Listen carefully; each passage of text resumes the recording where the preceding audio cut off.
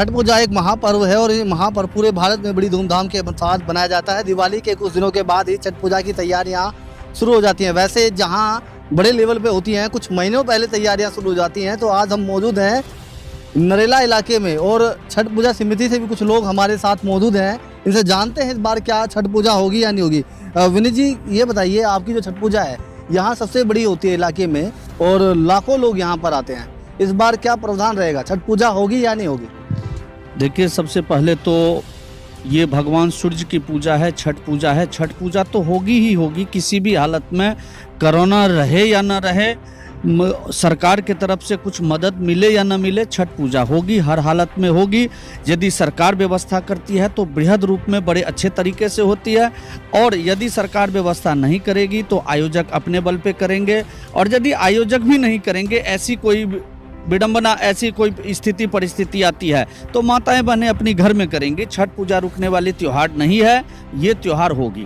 तो यहाँ पर यदि सरकार परमिशन नहीं देती है तो किस तरह होगा? यदि सरकार परमिशन दे देती है आपको यहाँ पर करने के लिए, तो क्या सरकार से क्या उम्मीद रहेगी? आपको कितनी सुविधा सरकार से चाहिए? देखिए, हम 2002 में छठ पूजा इस घाट से चालू किए हैं और उस समय हमें सरकार से कुछ नहीं मिली थी। बड़ी मशक्क़त के बाद, 2 महीना धक्के खाने के बाद, क्योंकि हमें कुछ पता नहीं था उस टाइम में, और हम भी नए नए बिहार और उत्तर प्रदेश से आए थे। लेकिन फिर भी हमने डीडीए से ज़मीन परमिशन करके, तालाब खुदवा करके, पानी भरवा करके किसी तरह हमने छठ पूजा मना लिए थे।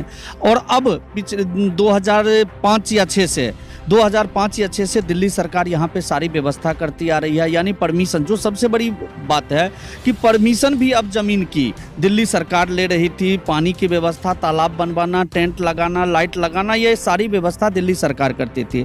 यदि दिल्ली सरकार, हमने सभी आयोजक ने अपने अपने माध्यम से, मीडिया के माध्यम से, पत्र के माध्यम से मिल करके, हमने सभी विधायक को और मुख्यमंत्री महोदय को, एलजी साहब को हमने रिक्वेस्ट किए हैं कि ये देखिए, लोक आस्था का पर्व है, भगवान सूर्य का पर्व है, जो सदियों से चलता आ रहा है, ये पर्व रुकने वाली नहीं है। आपसे निवेदन है, ठीक है, सांस्कृतिक कार्यक्रम नहीं हो, भीड़ नहीं हो, क्योंकि ये ऐसा कार्यक्रम है जिसमें पूर्ण रूप से सोशल डिस्टेंस का पालन हो सकता है। आप ऐसा व्यवस्था करिए कि सरकार की निगरानी में, अफसरों की निगरानी में, डॉक्टरों की निगरानी में ये पूजा सोशल डिस्टेंस के साथ, कोरोना के बचाव के साथ करें। सरकार यदि मदद करती है तो हमें विश्वास है सरकार के साथ में कंधे से कंधे मिला करके हम आयोजकगण भी खड़े रहेंगे और पूजा को बड़े अच्छे तरीके से मनाएंगे। क्या लग रहा है सर, आप बोल रहे हैं सरकार यदि सुविधा करे तो कोरोना सोशल डिस्टेंसिंग के साथ में की जा सकती है, लेकिन एक साथ लाखों श्रद्धालु यहाँ इस ग्राउंड में इकट्ठा होते हैं, रात भर रुकते भी हैं। चलो, आयोजन प्रोग्राम नहीं होगा, लेकिन यहाँ जो रुकने की व्यवस्था होती है, श्रद्धालु के आने की होती है, मैनेज कर पाएंगे आप, या सरकार से रिक्वेस्ट कर रहे हैं सोशल डिस्टेंसिंग का उल्लंघन ना हो? यदि होता है, एक भी संक्रमित जो इसमें आ जाता है और किसी को हो गया तो उसमें कौन जिम्मेदार होगा? देखिए, सबसे पहले तो मैं बता दूं, भगवान की पूजा करने के लिए किसी को जिम्मेवार बनाने की कोई ज़रूरत नहीं है। भगवान की, हम देव पूजा क्यों करते हैं, भगवान सूर्य की पूजा क्यों करते हैं? कि हमारी शरीर को स्वस्थ करे, रोगों को दूर करे। और रही बात कि हम जिम्मेवार न सरकार को दे सकते, न आयोजक को और न खुद को। लेकिन आप इस ग्राउंड को देख सकते हैं, कम से कम 3 से 3.5 लाख आदमी इसमें आ सकता है, इतना बड़ा ग्राउंड है। और इसमें एक सबसे बड़ा खासियत क्या है कि हम छठ पूजा में एक तालाब यूज करते हैं। यहाँ देखिए, इसी ग्राउंड में पिछले साल दूसरा तालाब भी बना था मूर्ति विसर्जन के लिए।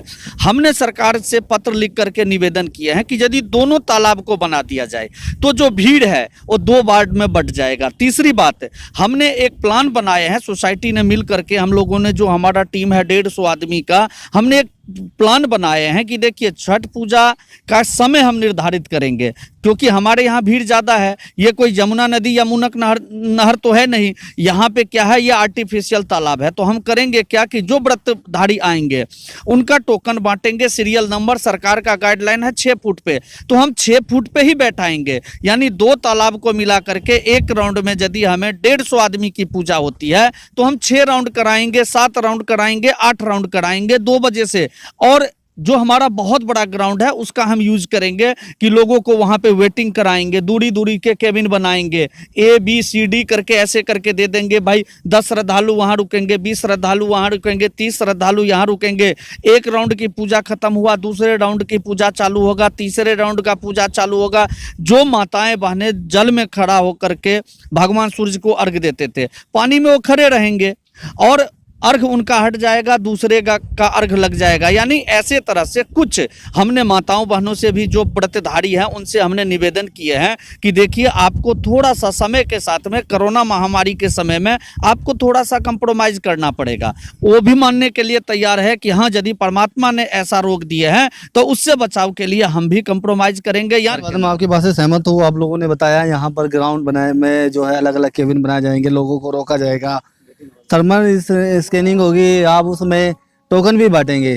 तो सवाल यहाँ खड़ा होता है सर, क्या ये जो पूजा है इसका कोई समय सीमा होती है? यदि मान लो सीरियस वाइज आप किसी को अंदर आने देंगे तो समय जो पूजा का है निकलेगा तो नहीं? रात को अर्घ देने से तो अर्घ तो सुबह दिया जाता है, तो शाम के वक्त जो पूजा होती है देखिए इसमें क्या है, कहा गया है इस पूजा में छिपते हुए सूरज को अर्घ दिया जाता है और उगते हुए सूरज को अर्घ दिया जाता है। शाम में हम छिपते हुए सूरज को अर्घ देते हैं।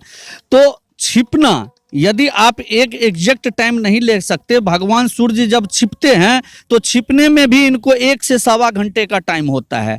यदि एक बात बताइए, भगवान सूर्य 5:30 बजे छिपते हैं और पहले राउंड के व्रतधारी यदि 5 बजे चले गए, आधे घंटे में उन्होंने अपना कथा समाप्त करके और 5:30 बजे जैसे छिपने का समय हुआ वो निकल गए। दूसरा राउंड हम 5:30 बजे लाते हैं, तीसरा राउंड हम 5:30 बजे लाते हैं। यानी 3 से 4 राउंड छिपते छिपते में भी पूजा हो सकता है। और दूसरी बात है, यदि ऐसा भी नहीं होगा तो जल में जा करके 5 मिनट के बाद वो बाहर भी आकर के बाहर से भागवत छिपते हुए सूर्य को प्रणाम कर सकते हैं, क्योंकि उन माता बहन को भी पता है, हमें भी पता है, सरकार को भी पता है कि ये कोरोना महामारी ऐसी है, उसने ऐसा स्थिति पैदा किया है। तो हम भगवान से भी कहेंगे, हे भगवान, ये स्थिति आज हम जो इस रूप से पूजा कर रहे हैं ये स्थिति भी आपने दिए हैं, आप इससे निवारिए, इस देश को निवारिए, विश्व को निवारिए और हम अगली बार बहुत अच्छे से फिर पुराने रीति रिवाज से परंपराओं के साथ पूजा करेंगे। बिल्कुल, आपको बता दें रामलीला ग्राउंड में नरेला में